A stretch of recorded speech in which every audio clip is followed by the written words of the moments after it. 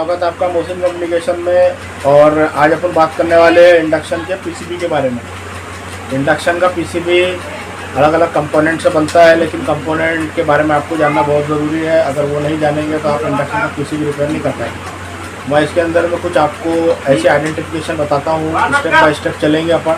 तो इसके अंदर में आईजीबीटी सेक्शन क्या होता है, पल्स विद मॉड्यूलेशन यानी पल्स मॉड्यूलेशन क्या होता है, और इसके अलावा ब्रिज रेक्टिफायर आईजीबीटी का कम्युनिकेशन कैसा होता है, वाइपर 12 आईसी क्या होती है, जीना डायोड, इसके अलावा ट्रांसफार्मर का प्राइमरी सेकेंडरी का लॉजिक, और इसके अलावा आपका डिस्प्ले या डिस्प्ले के अंदर में जो टच पैड और कीपैड का जो रोल होता है उसके बारे में, और इसके अलावा आपका डिस्प्ले के बारे में, इसके अलावा आपके वाटेज वोल्टेज कितने कितने वाट का इंडक्शन आता है तो किस तरीके से उसको सेटिंग रहती है वो भी बताऊंगा। इसके अलावा आपको इंडक्शन में डुप्लीकेट ओरिजिनल कांच लगाना कि नहीं लगाना है, बहुत सारे बहुत बड़े बड़े टॉपिक है जो स्टेप बाय स्टेप हम कवर करेंगे। दूसरी बात, माइक्रो कंट्रोलर आईसी ख़राब है, उसको कैसे पता करें कि माइक्रो कंट्रोलर आईसी ही ख़राब है। माइक्रो कंट्रोलर आईसी पे कौन से ट्रांजिस्टर से पल्स जाता है, पल्स विद मॉड्यूलेशन के ट्रांजिस्टर 80-50 80-85 का क्या खेल है, फ़ैन को कितना वोल्टेज चाहिए, फ़ैन ख़राब है या ना है, या फिर फ़ैन के वोल्टेज नहीं बन रहे, ऐसे बहुत सारी चीज़ें हैं जो हम कवर करेंगे स्टेप बाय वीडियो में। तो आज के जो वीडियो में अपन कवर करेंगे वो आइडेंटिफिकेशन करेंगे पार्ट्स की और सेक्शन की। तो दोस्तों ये आपको सबसे पहले क्या है कि ऑल कंपोनेंट का अपने को पूरा नॉलेज होना चाहिए, ऑल कंपोनेंट नॉलेज होना चाहिए। जैसे कि ये हमारा कैपेसिटर है, ये भी एक कैपेसिटर है, ये हमारे पल्स मॉड्यूलेशन के ट्रांजिस्टर है, ये बजर मोड है, ये कनेक्टर है, ये प्रीसेट है जिससे हम हमारा इंडक्शन कम ज़्यादा कभी एम्पेयर लो जाता है, कभी वोल्टेज हाई हो जाता है तो उसको एडजस्ट कर सकते हैं। अलग अलग आते हैं 501, 502, 503 अलग अलग 505 के भी आते हैं, ठीक है। तो इसके अलावा फिर ये ट्रांसफार्मर है, और फिर ये हमारा डायोड है। इस तरीके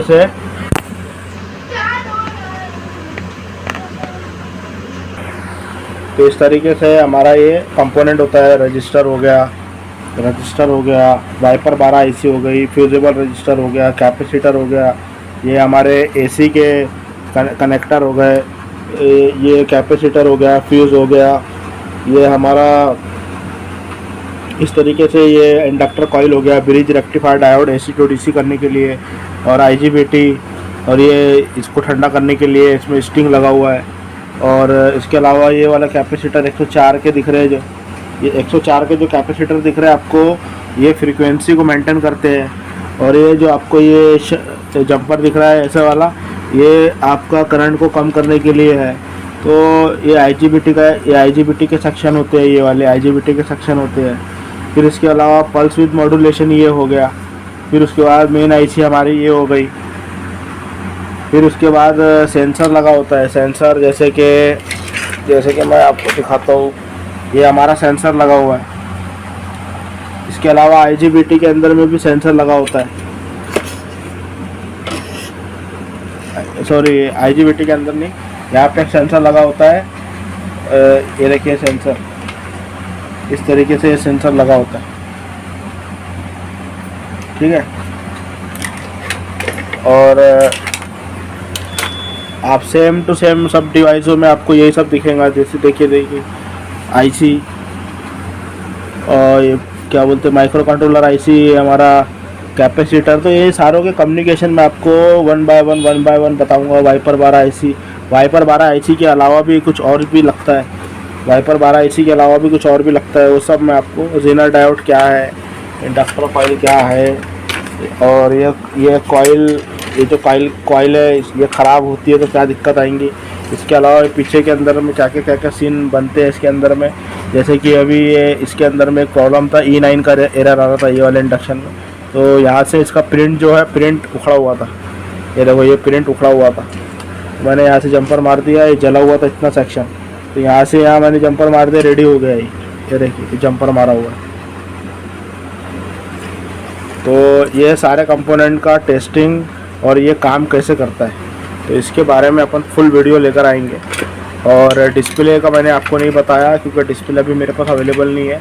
तो डिस्प्ले का जो कंट्रोलर है उस कीपैड और टच पैड 2 भागों में बांटा गया है, इसको भी अपन कवर करेंगे स्टेप बाय स्टेप। ये पूरा कवर करने के बाद आगे IGBT सेक्शन क्या है, पल्स विद मॉड्यूलेशन क्या है, और धीरे धीरे आपका सारा इतना क्लियर हो जाएगा कि एक भी इंडक्शन आपका, सिर्फ ये IC अगर ख़राब होती है, माइक्रो कंट्रोलर मेन IC अगर आपकी ख़राब होती है तो दिक्कत हो सकती है, क्योंकि ये कंपनी से लॉक होता है इसका प्रोग्राम। ये ख़राब हो गई, ये प्रोग्राम करप्ट हो गया तो हम कुछ नहीं कर सकते। बाकी ये जितना भी चीज़ें मैं बताऊंगा वो 1 बाय 1, यहाँ तक कि आपका गिलास भी अगर टूट जाता है तो वो भी ओरिजिनल गिलास इंडिया में सबसे कम रेट में अपने पास है, तो वो सारा चीज़ आपको पता चलेगा धीरे धीरे। तो अपन जैसे ही पार्ट 1 की बात करें तो अपन पार्ट 2 पार्ट 3 लेकर आएंगे। तो ठीक है, धन्यवाद जब तक के लिए। और ये सारे PCB का सारा आइटम का कवर करके दूँगा। तो इसी तरीके से चैनल को सब्सक्राइब करके रखिए, और भी LED TV, इंडक्शन ओवन में, लैपटॉप और मोबाइल वगैरह के लिए। ठीक है, धन्यवाद।